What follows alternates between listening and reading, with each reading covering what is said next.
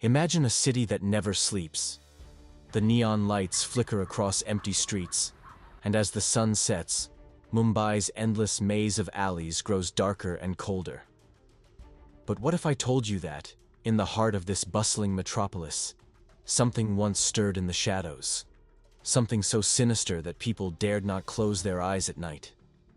Between 1965 and 1968, the homeless and vulnerable began to vanish under mysterious and horrifying circumstances. People would wake to find lifeless figures lying on the streets, their bodies showing signs of unimaginable violence. Parents pulled their children closer, shopkeepers locked up early, and whispers spread of a figure, a man who moved like a ghost, haunting the city with his chilling gaze. His name? Raman Raghav is known by many names, but is remembered as the Phantom of Mumbai's night. But what drove this man into darkness? And why did the city tremble at the mere mention of his name? Raman Raghav, also known by a string of aliases, Sindhi Dalwai, Anna, Thambi, Veluswamy, was no ordinary man. His life reads like a descent into madness. From childhood, the lines between reality and illusion blurred for him.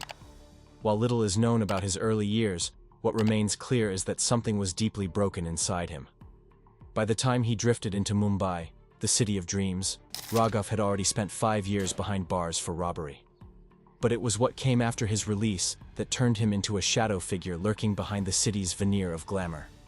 In 1965, Mumbai's eastern suburbs began to feel a chill that wasn't caused by the night air. People, often the poor and homeless sleeping on sidewalks and under open skies, began to fall victim to unseen violence. These weren't random attacks. Victims were found with their skulls crushed by blunt objects, often while they lay sleeping. The city's bustling streets became death traps as soon as darkness fell. No one knew who would be next.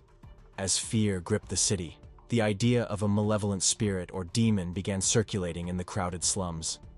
Because who but something inhuman could strike with such precision, and then vanish without a trace?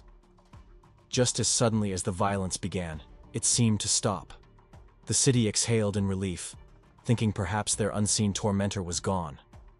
But this was just the eye of the storm. By 1968, the nightmare returned, even more violent and unpredictable than before.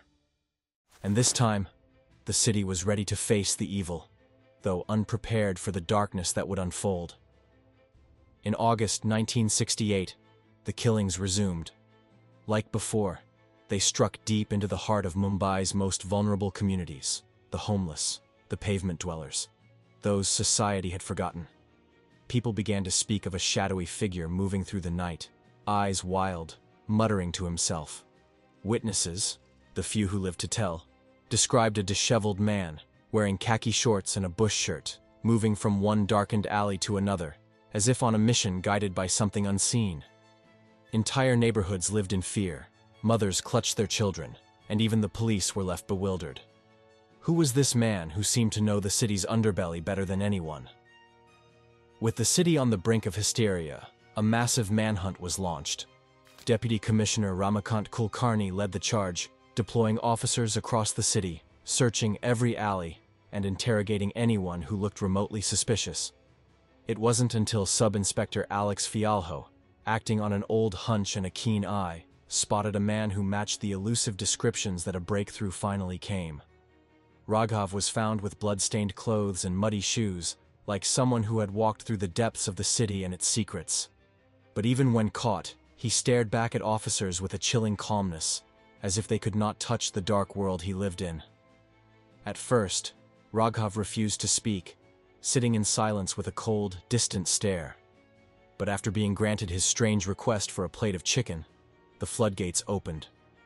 What he said shook even the most hardened officers. He admitted to 41 killings along Mumbai's railway lines in 1966 and another dozen in 1968. But as he described the details, the way he chose his victims, the voices that commanded him, and his unshakable belief that he was an agent of the Qanun, law, it became clear that Raghav was consumed by terrifying delusions. He spoke of two worlds, one of Qanun and the wicked world where others lived. He believed people were trying to change his gender through unholy temptations, that governments were conspiring against him, and that he was a divine force, a Shakti, beyond human judgment. Imagine standing in that room, hearing him calmly describe his acts, as if he were simply following orders from an invisible hand. As the trial began, a question hung in the air like a thick fog. Was Raman Raghav simply evil, or was his mind too broken to grasp reality? Psychiatrists were brought in to examine him. Some said he suffered from chronic paranoid schizophrenia, with wild delusions of grandeur and persecution. He was convinced he was 101% man, and resisted anyone who, in his mind, belonged to this wicked world. Yet others argued he knew exactly what he was doing, moving with purpose and skill through the city, picking his moments to strike with chilling precision. In a stunning verdict, Raghav was sentenced to death, but later, due to his mental condition, his sentence was reduced to life imprisonment. The courts ruled that he was mentally unfit for execution, citing his severe paranoid schizophrenia. To some, this was justice. To others, an unsettling thought. A man who terrorized an entire city would now live out his days behind bars, rather than facing the fate he had dealt to so many. Raghav was sent to Yerwada Central Jail in Pune, where he remained under psychiatric care at the Central Institute of Mental Health and Research. But even within the confines of prison, the darkness never truly left him. Guards whispered that he would spend hours talking to unseen figures, staring at the walls as if watching something others couldn't see. Some nights, he would mutter names under his breath, names of people long dead, names of those who had once lived in fear of his presence. And when the lights flickered in his cell, some swore they heard soft whispers in the dark, as though the shadows themselves were speaking back.